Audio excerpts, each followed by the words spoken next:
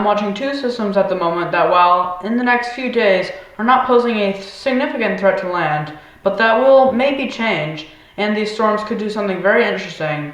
And there is another thing that may be a very rare storm. I'll show you what I'm talking about in this video.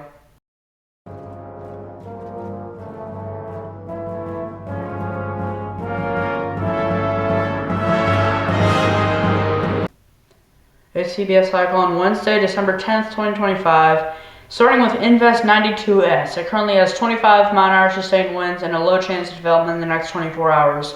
This is not being monitored by the Joint Typhoon Warning Center, but it should develop. I do think it will develop based on looking at forecast models. And Invest 91S currently has 30 mile-an-hour sustained winds. The Joint Typhoon Warning Center is monitoring this storm. And actually, if you look at it, it is already looking pretty organized, even if we turn the wind on. There is a little bit of a circulation trying to get itself together. I will show you the forecast models in a moment.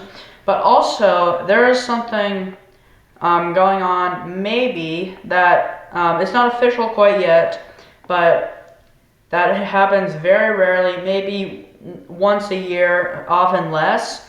So what this looks like to me is a subtropical storm in the South Atlantic. South Atlantic storms are extremely rare. Again, as I just said, they only happen about once a year, sometimes not even that. Last year there were two. 2021 there are actually quite a few. But this does look like a subtropical storm. And actually, if we, it's not official right now, nothing's being monitored. But if I show you the forecast models, let me show you the Google AI model.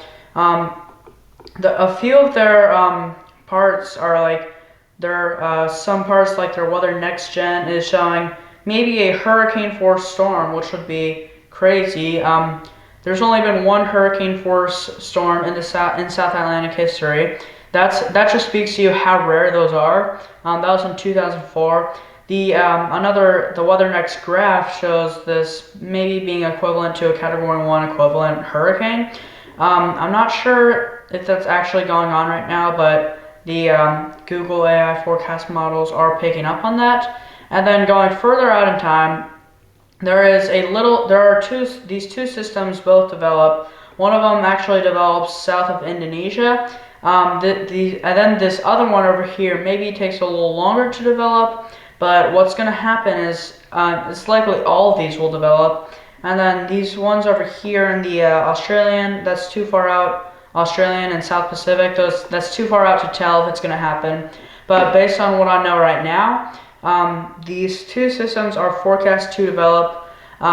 This was a GFS model run from earlier today. I'm going to show you this one because they are currently in a model run right now.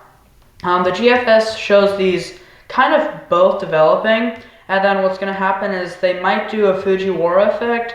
What happens is if two tropical systems get close enough to each other, they'll start rotating around each other. And then if one of them is actually significantly stronger than the other, it'll just suck that one into it. Doesn't make the storm any stronger or a superstorm or anything. It's just an interesting to see in the meteorological world. And then there may be another storm that develops that this storm over here also has a Fujiwara interaction with. It's not very often that storms have two Fujiwara interactions with two separate storms, and then going as far out as we can go out. The GFS model is saying two pretty strong storms should develop in the Southwest Indian Ocean. The European forecast model, ending with that one, they show both of these systems developing as well. Maybe the one further to the north, maybe becoming a little more successful in taking the other storm. And then they also show this other storm developing, and then having a Fujiwara interaction with that. And then that's as far out as they go. So I'll be monitoring this closely for you guys. That's it for today, guys. Thanks for watching and see ya.